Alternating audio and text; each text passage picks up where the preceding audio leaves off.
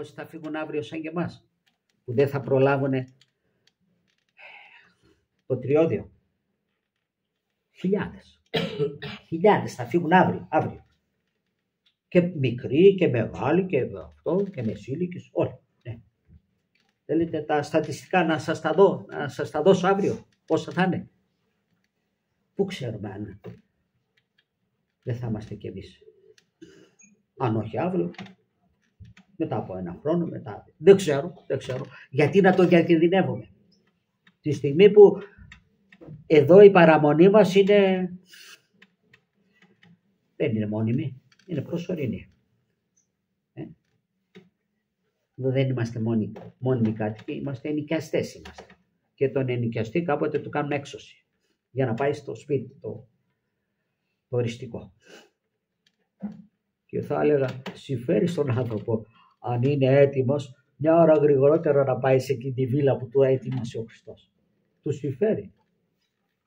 Αρκεί να είναι έτοιμος. Και μπορεί να είναι έτοιμος, που δίνει ο Θεός την ευκαιρία μέσω της Εκκλησίας του. Διότι η Εκκλησία είναι ο Χριστός μας, παρατηνόμενος στους αιώνες. Βέβαια εμείς κάνουμε σύγχυση. Όταν λέμε Εκκλησία, μέσα στο μυαλό μας πάει στη διοίκηση, στους δεσποτάδες, στους πατριάρχες, στους επισκόπους, στους παπάδες. Είναι διοίκηση, είναι μέλη της Εκκλησίας. Όπως είμαστε και εμείς μέλη της Εκκλησίας. Όχι Εκκλησία.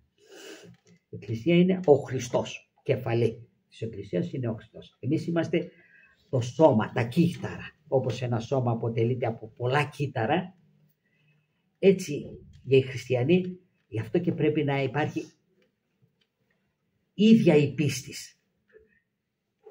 Όχι σε άλλο Θεό, όχι σε άλλα πιστεύω, για να είμαστε στο σώμα του Χριστού, με κεφαλή τον Χριστό, θα πρέπει να έχουμε την ίδια πίστη.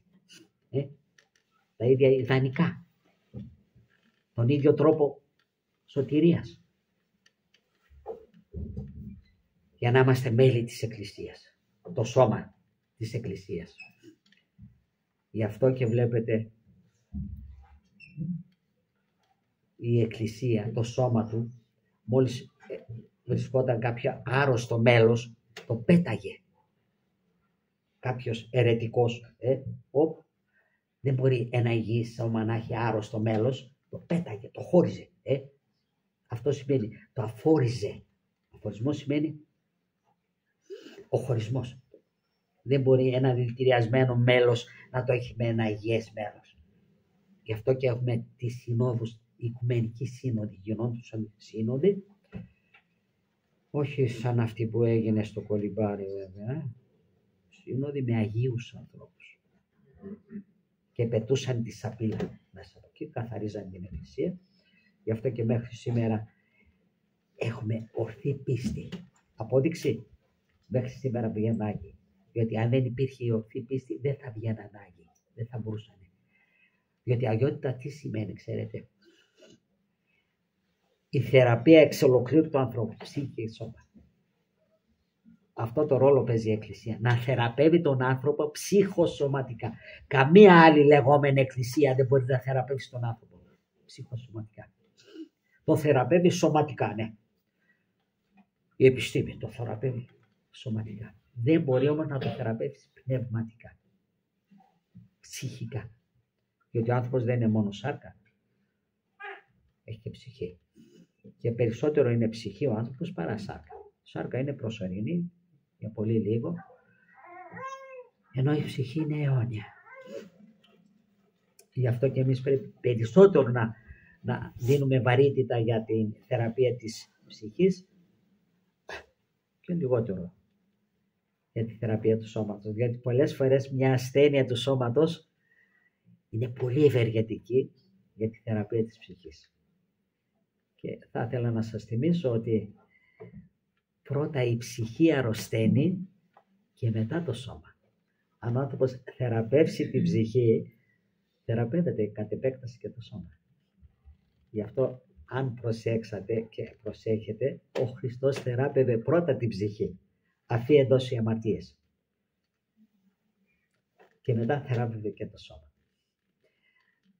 Εδώ Ποιο είναι το μήνυμα? Ότι αρρωσταίνει από την αμαρτία η ψυχή και κατ' επέκταση αμαρταίνει και το σώμα. Αν ο άνθρωπος δεν αμάρτανε, δεν θα αρρώστενε.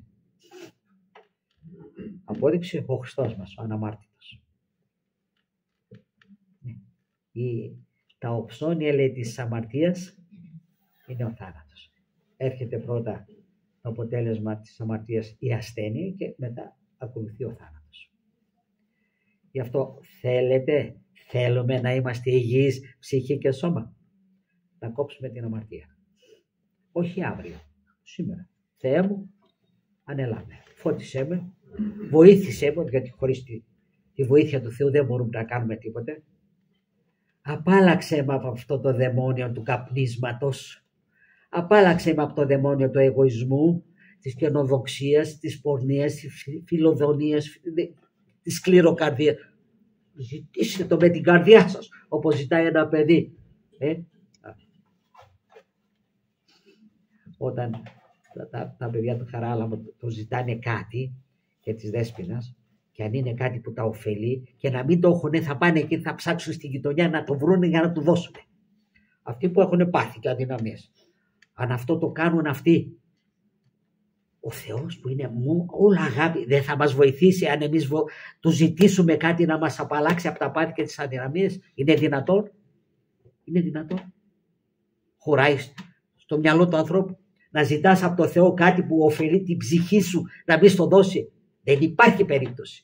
Και είμαι τόσο σίγουρος όσο σίγουρος είμαι που σας βλέπω τώρα εδώ. Ότι ζητήστε το, αρκεί να είναι για το συμφέρον της ψυχής σας. Και θα το πάρετε. Ναι. Έχω αποδείξεις. Ναι. Πείτε μου πού διαφωνείτε, τις ενστάσεις σας θέλω να ακούσω. Ναι. Μήπως δεν είναι έτσι? Μήπως κάνατε εσείς αυτή την προσπάθεια, το πείραμα και απέτυχε? Διότι μας το λέει ο ίδιος. Το αψευδές στόμα του. Αιτείτε και δοθήσετε. Αίτηση συγκεκριμένη όμως. Διότι εσείς όταν κάνετε μια αίτηση σε μια υπηρεσία οπουδήποτε, κάνετε συγκεκριμένα, θέλω αυτό, είμαι αυτό, συγκεκριμένα. Και μετά πάτε και τη ζητάτε.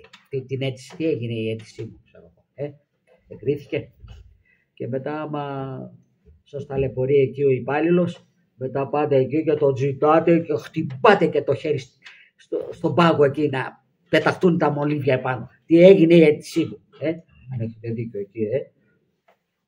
Λοιπόν, γιατί να μην το κάνουμε έτσι, για την ψυχή μας. Που η ψυχή μας, όσο αξίζει η ψυχή μας, δεν αξίζει όλος ο κόσμος. Η ψυχή του κάθε ανθρώπου έχει περισσότερη αξία από ό,τι έχει όλος ο κόσμος. Όλο το χρυσάφι του κόσμου, όλα τα πτυχία του κόσμου. Μάσθετα σε ένα μέρος δεν αξίζουν όλοι οι πλανήτες. Σε ένα μέρος μάσθετα δεν αξίζουν όσο μια ψυχή. Στον παράδεισο όμως, αν είναι για την κόλαση, καλύτερα να μην είχε γεννηθεί.